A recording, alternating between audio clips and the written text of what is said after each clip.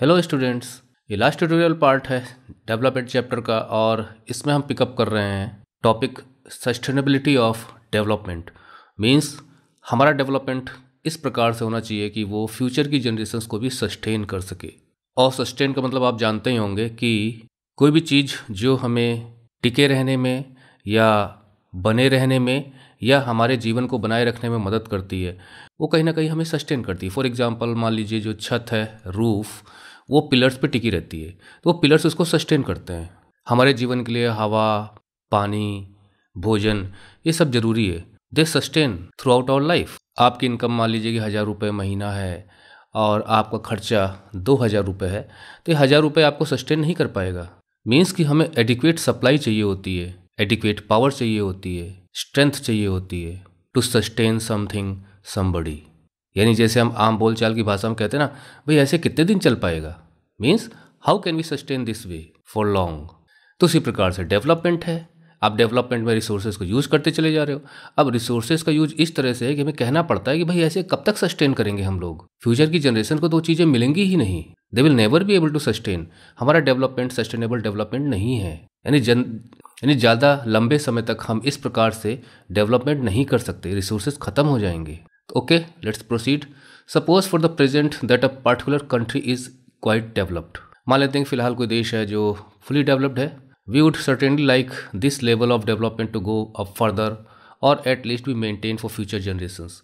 तो हम चाहेंगे कि जो भी लेवल पे हम डेवलप्ड हैं उसको और थोड़ा सा और ऊंचा किया जाए, क्योंकि हमेशा आदमी आगे बढ़ने की कोशिश करता है। उसके पास जो चीज़ें हैं वो और चाहने की कोशिश करता है।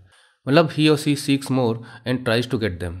और वो ये भी सोचता है कि जो हमारी फ्यूचर की जनरेशन्स हैं उन्हें भी हम कितना आज की तारीख में उपलब्ध करा दें। जैसे आपके पेरेंट्स हैं तो वो जो कुछ भी इतनी मेहनत कर रहे हैं, ज़मीन जायदाद जो कुछ भी बना रहे हैं, या बैंक बैलेंस या कुछ भी पैसा वो आपके लिए अर्न कर रहे हैं, तो ये है कि हमारे बेटे हमारी बेटियां आगे चल के राज करेंगी इन पे।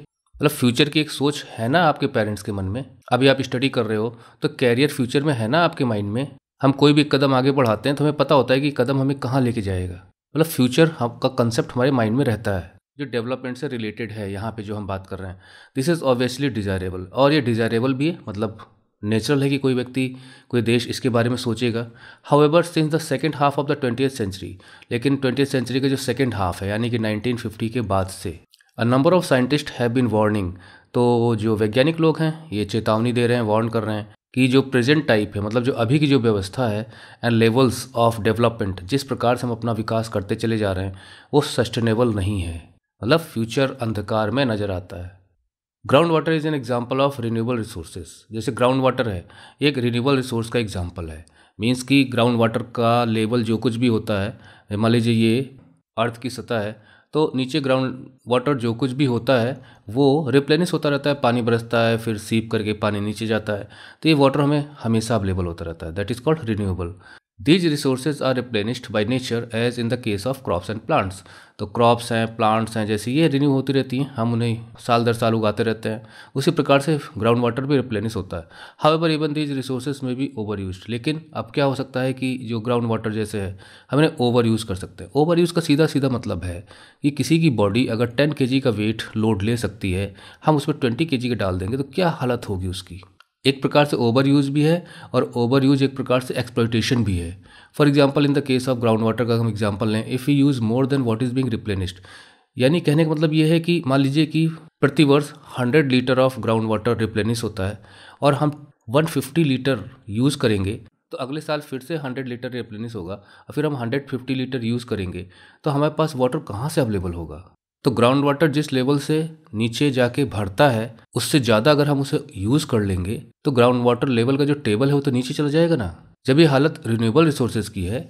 नॉन रिन्यूएबल रिसोर्सेज की अगर हम बात करें, those which will get exhausted after years of use. तो नॉन रिन्यूएबल तो हम जानते हैं, हमने ज्योग्राफी में पढ़ा हुआ है कि जो अभी हमारे पास लिमिटेड यूज़ के लिए हैं, हम उन्हें यूज़ करते चले जाएंगे तो ख़त्म हो जाएंगे, क्योंकि वो lakhs and lakhs of years लेते हैं रिप्लेनिश होने में, दोबारा बनने में। तो इसलिए हम उन्हें नॉन रिन्यूएबल रिसोर्सेज की कैटेगरी में रखते हैं। We have a fixed stock on earth which can not be replenished. तो हमारे पास उसका फिक्स्ड स्टॉक है, चाहे वो आयरन हो, चाहे वो अदर मिनरल रिसोर्सेज हों, चाहे वो कोल हो, चाहे वो ऑयल रिजर्व्स हों। इनका एक स्टॉक हमारे पास है, फिक्स्ड है। ये यूज अप हो जाएगा तो हमारे पास नहीं रहेगा। New resources this way had to stock. तो हम नए सोर्सेज यूज़ करें, मतलब कि डेवलपमेंट के लिए हम उन चीज़ों को यूज़ करें जो हमें मिल सकते हो। However over time even this will get exhausted, लेकिन समय के साथ साथ वो भी खत्म हो जाएंगे। यानी हमें ऑयल रिजर्व्स पता चलते रहते हैं नए, मिनरल रिजर्व्स हमें पता चलते रहते हैं नए नए, तो हम उनको भी यूज अप कर डालते हैं। तो कुल मिलाकर कहने का मतलब ये है कि मैन डेवलपमेंट के चक्कर में, यानी कि आदमी विकास के चक्कर में रिसोर्सेज को अंधाधुन यूज कर रहा है, और जिसकी वजह से जो नॉन रिन्यूएबल है उनका स्टॉक खत्म हो जाएगा आने वाले समय में, और जो रिन्यूएबल रिसोर्सेज भी हैं वो भी हम ओवर यूज़ करते चले जा रहे हैं, तो उनकी भी अवेलेबिलिटी पे असर पड़ता है।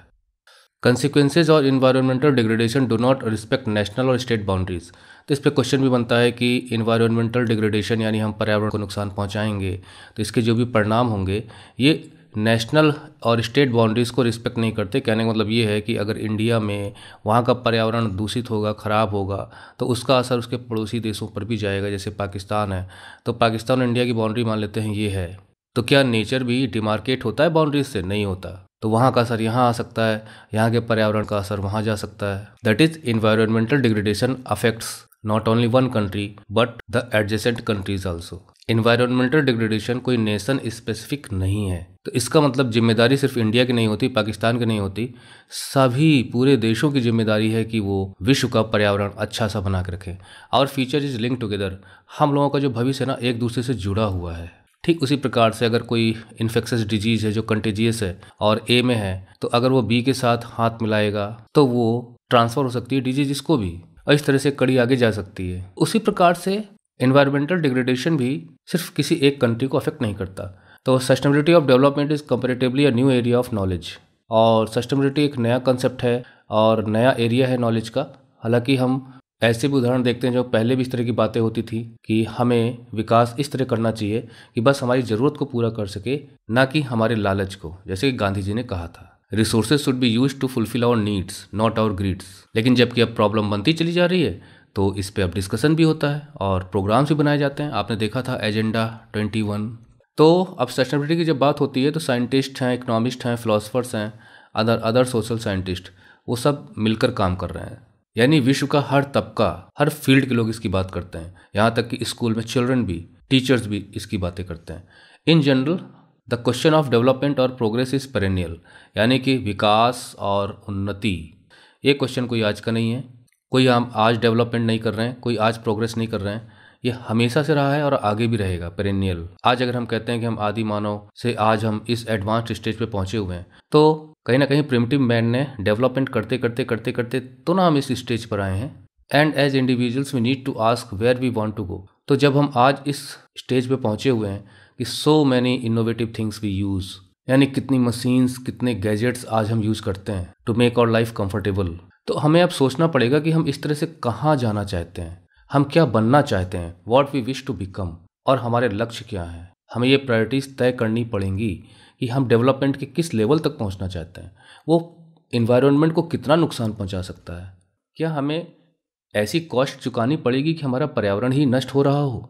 तो हमें अपने गोल्स तय करने पड़ेंगे, अपनी एक लिमिट तय करनी पड़ेगी। So the debate on development continues, तो इसलिए डेवलपमेंट पे डिबेट कंटिन्यूज़ होती है, यानी कि हम क्या बनना चाहते हैं, कितनी दूरी तक जाना चाहते हैं, हमारे लक्ष्य क्या हैं। इनको अगर हम निर्धारित कर लेंगे और इन्वायरमेंट को ध्यान में रखेंगे, then we can have some sustainable development. अब पीछे देखते हैं हम लोग क्या क्या दिया गया है। क्रूड ऑयल का एग्जाम्पल दिया गया है कि जो हम अर्थ से निकालते हैं और ये एक नॉन रिन्यूएबल रिसोर्स है। तो अब यहाँ पे टेबल दिया गया है कि कब तक हम उनका यूज़ कर सकते हैं। अब जैसे मिडिल ईस्ट है तो वहाँ पे लगभग 808,000 मिलियन बैरल्स, ये 2017 के रिजर्व के हिसाब से है, और इस प्रकार से अगर हम इसका एक्सट्रैक्शन करते रहेंगे तो 70 साल से ज़्यादा नहीं चलेगा। यूनाइटेड स्टेट्स ऑफ अमेरिका में 10.5 साल, और पूरे वर्ल्ड की बात करें तो 50 साल के बाद ये रिजर्व्स खत्म हो चुके होंगे, तब क्या करेंगे। लेकिन अगर अभी से ही हम अपनी प्रायोरिटीज़ तय करते हैं और सस्टेनेबल डेवलपमेंट की तरफ चलते हैं, अदर रिसोर्सेज को यूज़ करते हैं जो रिन्यूएबल हैं, जैसे सोलर एनर्जी है, विंड एनर्जी है, तो हम इसको डबल कर सकते हैं, आगे के 100 सालों तक भी हम ले जा सकते हैं। ठीक उसी प्रकार से आपके बैंक में 100 रुपीज़ जमा है, आप चाहे एक दिन में खर्च कर दीजिए और आपकी ज़रूरतें पूरा करने के लिए पर डे सिर्फ 5 रुपीज़ की आवश्यकता पड़ती है, तो आप उतना ही यूज़ करिए ना, तो 20 दिन तक आप इसे ले जा सकते हैं। It depends on us how we use them, according to our need और अकॉर्डिंग टू आवर ग्रीड। पैसा खर्च करना इस प्रकार से नहीं होता कि लोग कहें कि पैसा उड़ा रहा है, नहीं, पैसे का सदुपयोग कर रहा है, ये लोग कहें, इस तरह से होना चाहिए। तो रिसोर्सेज को हम उड़ाएं ना मस्ती में, ऐसा नहीं होना चाहिए। और इधर देखिए, ये वाटर टेबल से रिलेटेड है और भारत में इसकी प्रॉब्लम बढ़ती चली जा रही है। अब जैसे यहाँ पे दिया गया कि लगभग 300 डिस्ट्रिक्ट्स में ये प्रॉब्लम बनी है कि जो वाटर टेबल है वो लगभग 4 मीटर नीचे खसक गया है पिछले 20 सालों में, और लगभग हमारे देश का 1/3 हिस्सा ग्राउंड वाटर को ओवर यूज़ कर रहा है। और आगे के 25 सालों में लगभग हमारे देश की 60% जनता यही कर रही होगी, ओवर यूज़ कर रही होगी। अगर हम अभी जो हमारा यूजेस पैटर्न है अगर हम उसको देखें तो कि हम किस प्रकार से ग्राउंड वाटर रिसोर्स को यूज़ कर रहे हैं। Ground water over use particularly found, और ये ओवर यूज़ जो है जनरली एग्रीकल्चरली प्रॉस्परस रीजन्स में पाया जाता है, जैसे कि पंजाब है, वेस्टर्न यूपी है, और हार्ड रॉक प्लेटू एरियाज़ हैं सेंट्रल एंड साउथ इंडिया के, सम कोस्टल एरियाज़ हैं, और रैपिडली ग्रोइंग अर्बन सेटलमेंट्स। अब टाउन्स में और शहरों में भी लोग समरसेबल लगा लेते हैं, हालांकि इलीगल है, बिना परमिशन के नहीं कर सकते, और लोग घरों में वाटर की सप्लाई के लिए ऐसा करते हैं। कभी नहीं सोचते कि इसका जो ग्राउंड वाटर लेवल है जहाँ से ये पानी निकल के आ रहा है, ये कोई उनके घर से ओनली रिलेटेड नहीं है, बल्कि ये पूरा का पूरा जो टेबल है, वाटर टेबल है, वो प्रभावित होता है, जो पूरे शहर को प्रभावित कर सकता है, आपके आसपास को प्रभावित कर सकता है। अब देखिए वहाँ पे वाटर टेबल कभी यहाँ पे रहा होगा, खसक के देखिए नीचे आ गया। ठीक उसी प्रकार से जैसे एक बकेट होती है और उसमें पानी भरा हुआ है, आप उसका यूज़ करते जाएंगे तो धीरे धीरे नीचे उसका लेवल बॉटम में पहुँच जाएगा, और उसके बाद आपको अब लेवल भी नहीं होगा।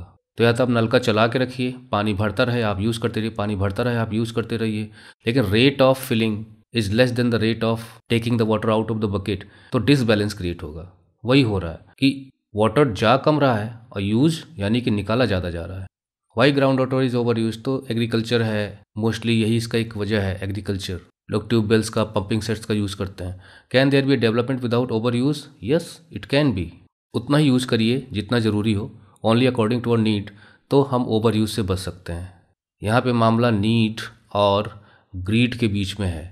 ग्रीड ओवर यूज़ की तरफ ले जाती है और नीड हमको ज़रूरत की यूज़ की तरफ लेके जाती है, और हम अपनी नीड को कम भी कर सकते हैं। फॉर एग्जांपल, आपके पास 1 बोतल वाटर है और आप जान रहे हैं कि हम सफ़र में हैं और लगभग 5 घंटे से पहले, और गर्मी का महीना है, मान लेते हैं जून का, आपको कहीं पे भी पानी रास्ते में मिलने वाला नहीं है, तो आप घूंट घूंट करके उसे 5 घंटे तक चलाओगे। और अगर आपको मालूम है कि हर 1 घंटे में 5 जगह आपको जर्नी में वाटर सोर्सेज मिलेंगे, शुद्ध वाटर, तो आप हो सकता है कि 3 बोतल पी जाओ, गर्मी का मौसम है। तो हमें अपनी यूसेज प्रायोरिटीज़ पैटर्न को चेंज करना है। यहाँ पे लिखा गया है, we have not inherited the world from our forefathers, we have borrowed it from our children. इसको हम इस तरह समझ सकते हैं कि अभी हम प्रेजेंट में हैं और ये हमारा पास्ट है और आगे चल के फ्यूचर है। ठीक, ये टाइमलाइन हमने बना दी यहाँ पे। हम प्रेजेंट में जिन भी फॉरेस्ट रिसोर्सेज को, मिनरल रिसोर्सेज को यूज़ कर पा रहे हैं, उसकी वजह ये है कि पास्ट की जनरेशन ने भी इनको यूज़ किया होगा, लेकिन उन्होंने छोड़ा है हमारे लिए। अब हमारी जिम्मेदारी बनती है कि हम भी आगे की जनरेशन के लिए फॉरेस्ट हो या मिनरल रिसोर्सेज हो या वाटर रिसोर्सेज हो, उन्हें हम अवेलेबल कराएं। और सस्टेनेबल डेवलपमेंट उसे ही कहते हैं कि आप इस तरह से अपना विकास करिए, आपका डेवलपमेंट प्लान इस तरह से होना चाहिए कि आगे की जनरेशन भी उसी प्रकार से अपने को डेवलप करने की कोशिश करे तो उन्हें रिसोर्सेज अवेलेबल हों। अब मान लीजिए कि ए ने कुछ पैसा बी से उधार लिया, ठीक, अब इसे वापस करेगा, मान लीजिए 100 रुपीज़ लिया, तो 100 रुपीज़ तो देगा ही, प्लस कुछ इंटरेस्ट भी जोड़ के 100 प्लस करके ही देगा। उसी प्रकार से यहाँ कहा गया है कि आप ये मत सोचिए कि you have inherited resources from your forefathers. आप समझिए कि अपनी सोच को बदलाव करिए, मतलब change the basis of your thoughts thinking, कि हमने पास्ट से नहीं, हमने फ्यूचर से ये फॉरेस्ट, मिनरल रिसोर्सेज और वाटर रिसोर्सेज, इन्हें हमने यूज करने के लिए हमने फ्यूचर से लिया हुआ है, आगे की जनरेशन से हमने उधार लिया हुआ है, हमें उसे चुकाना है। तो हम जो कुछ अभी हमारे पास है वो तो हम देंगे ही, प्लस इसमें कुछ और ऐड करें। यानी कि अगर हमें यहाँ पे 4 पेड़ मिले हैं यूज़ करने के लिए, फॉरेस्ट वेल्थ मिली हुई है, तो हम आगे की जनरेशन को कम से कम 5 उपलब्ध कराएं, ना कि हम उन्हें 1 उपलब्ध कराएं। तो वहाँ पे ये एक सेइंग है जो आपको wants to make you think that कि don't think that you have inherited your wealth from forest wealth, natural wealth from your forefathers, but you have borrowed it from your future generation and you have to return it to them. तो अगर ये सोच रहेगी तो sustainable development रहेगा। तो इस tutorial part में इतना ही था, ये ख़त्म होता है, और बाकी जो आपके क्वेश्चन आंसर्स हैं ये आपको मिल जाएंगे आपको वेबसाइट पे। So thank you for watching the video tutorial. Yojit sir says you goodbye. See you in another video tutorial. Till then, study well and take care.